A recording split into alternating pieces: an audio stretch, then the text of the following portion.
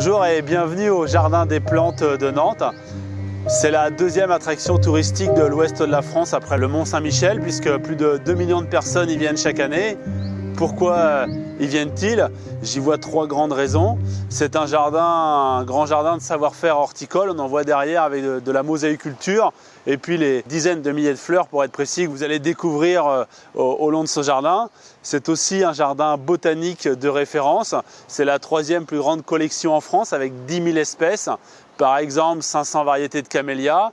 Il y en a en extérieur comme les Goonera qui sont derrière moi avec ces feuilles de rhubarbe géante absolument énormes. Le Metasequoia, le premier arrivé en Europe en 1952. Mais aussi tout ce que vous découvrirez dans les serres, autant les cactus, les plantes de milieu aride, les euphorbes, que les plantes de milieu tropical humide comme les philodendrons ou des orchidées épiphytes, c'est-à-dire qui poussent sur d'autres arbres, mais aussi la serre des plantes des Canaries, peut-être plus rares, et juste à côté, une tourbière à plantes carnivores complètement exceptionnelle en France.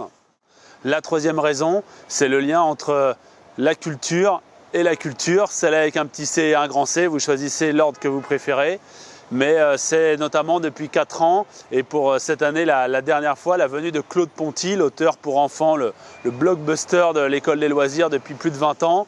Donc la venue de Claude Ponty en événementiel qui nous invente une histoire cette année de Pau. Donc c'est le jardin Cadupo, ça s'écrit K-A-D-U-P-O, voilà, Cadupo. Ça commence à l'entrée de la gare avec une sorte de mythe de la création avec un pot géant constitué d'1 millier de pots et d'une plante géante constituée de plus de 10 000 plantes qui s'effondrent petit à petit, qui se répandent dans le jardin et les pots petit à petit se remplissent de terre, puis de choux, puis acquièrent des yeux, puis un nez dans cette extraordinaire machine dite du pot à nez et les pots finissent en s'envolant littéralement dans le mur du bâtiment à la fin du jardin.